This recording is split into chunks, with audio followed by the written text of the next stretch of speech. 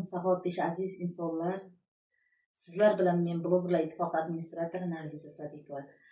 Blogerlar ittifoqiga kelib tushgan murojaatga binoan biz hozirda Surxondaryo viloyati Jarqo'rg'on tumaniga tashrif buyurganmiz. Hozirda bu xonadonda onasidan yolg'iz qolgan norasida 4 yashar farzandning hayoti haqida sizlar bilan batafsil suhbatlashamiz. Assalomu alaykum. Xolajon, yaxshimisiz? Sog'liklaringiz yaxshimi? Bizga qilgan murojaatingizga binoan sizni xonadoningizga tashrif buyurdik.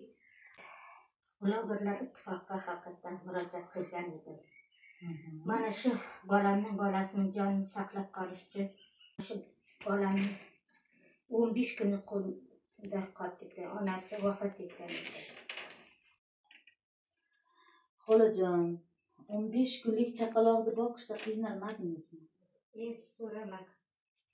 Mana shu 2,5 yoshgacha kechalaklari uxlamay 15 kunlik chaqalog'imiz nafaqat onasidan, hattoki otasidan ayrilishga majbur bo'lgan. Sababi ona vafot etgandan keyin buvisi, ya'ni Shevada aytganimizda enasi, onaxonimiz boqib olganlar.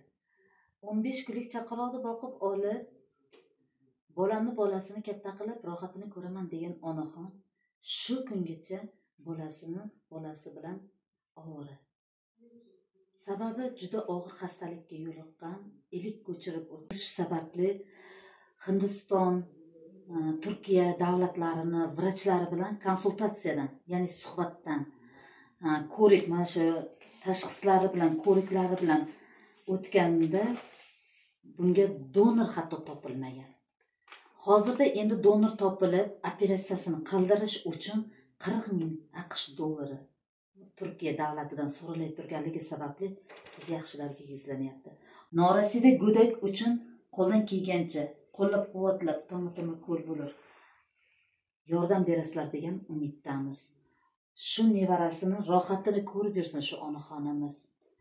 Umrlari uzoq bo'lsin. Siz yaxshilarni hamisha ishlaringni omadinglarda bersin. Bizlar bilan bo'lganlaring uchun sizlarga hammalaringizga rahmat.